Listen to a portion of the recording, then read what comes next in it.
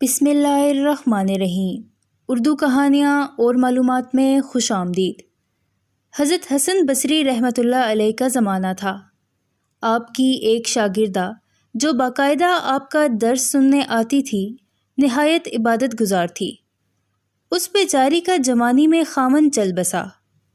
اس نے دل میں سوچا، ایک بیٹا ہے، اگر میں دوسرا نکاح کر لوں گی تو مجھے دوسرا خامن تو مل جائے گا، لیکن میرے بچے کی زندگی برباد ہو جائے گی۔ اب وہ بچہ جوان ہونے کے قریب ہے، یہی میرا سہارا سہی۔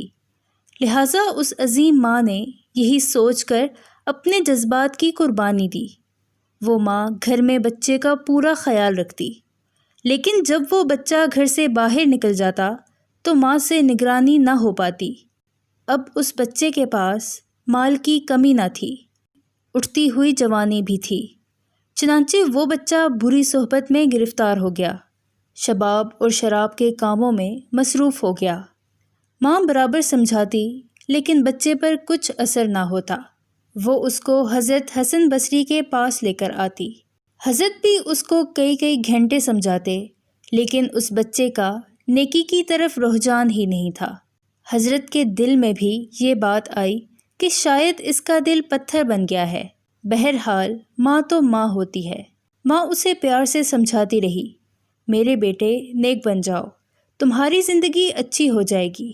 کئی سال برے کاموں میں لگ کر اس نے اپنی دولت کے ساتھ اپنی صحت بھی تباہ کر لی، اور اس کے جسم میں لا علاج بیماریاں پیدا ہو گئیں۔ معاملہ یہاں تک آ پہنچا کہ اٹھنے کی بھی سکت نہ رہی اور بستر پر پڑ گیا۔ اب اس کو آخرت کا سفر سامنے نظر آنے لگا۔ ماں نے پھر سمجھایا، بیٹا تو نے اپنی زندگی تو خراب کر لی، اب آخرت بنا لے اور توبہ کر لے۔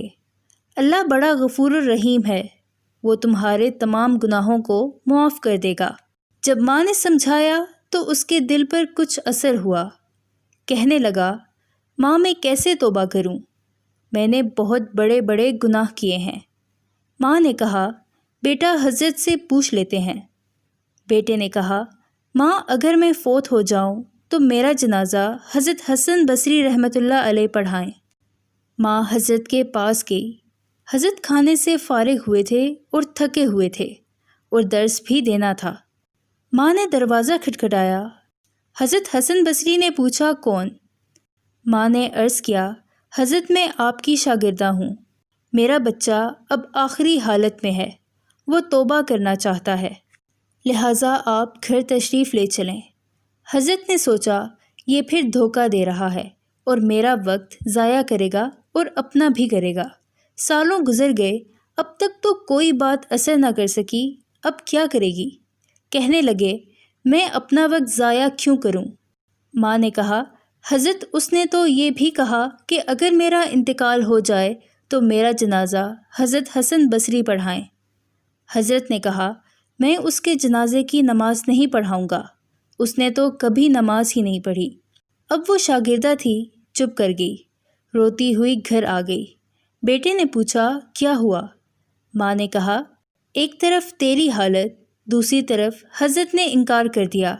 اب یہ بات بچے نے سنی تو اس کے دل پر چوٹ لگی اور کہا، ماں میری ایک وصیت سن لیجئے۔ ماں نے پوچھا، بیٹا وہ کیا؟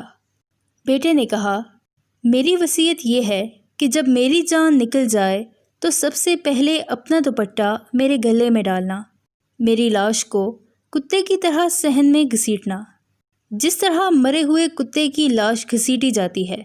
ماں نے پوچھا، بیٹا وہ کیوں؟ کہا، امی اس لیے کہ دنیا والوں کو پتہ چل جائے کہ جو اپنے رب کا نافرمان اور ماں باپ کا نافرمان ہوتا ہے اس کا انجام یہ ہوا کرتا ہے۔ میری پیاری ماں، مجھے قبرستان میں دفن نہ کرنا۔ ماں نے کہا، وہ کیوں؟ کہا، ماں مجھے اسی صحن میں دفن کر دینا، ایسا نہ ہو کہ میرے گناہوں کی وجہ سے قبرستان کے مردوں کو تکلیف پہنچے۔ جس وقت نوجوان نے ٹوٹے دل سے عاجزی کی یہ بات کی تو پروردگار کو اس کی یہ بات اچھی لگی، روح قبض ہو گئی۔ ابھی روح نکلی ہی تھی، ماں آنکھیں بند کر رہی تھی تو دروازے پر دستک ہوئی۔ ماں نے پوچھا، کون؟ جواب آیا، حسن بصری ہوں۔ کہا آپ کیسے؟ فرمایا جب میں نے تمہیں جواب دے دیا اور سو گیا، خواب میں اللہ کا دیدار نصیب ہوا۔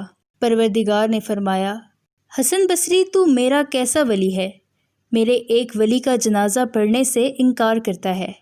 میں سمجھ گیا کہ اللہ نے تیرے بیٹے کی توبہ قبول کر لی۔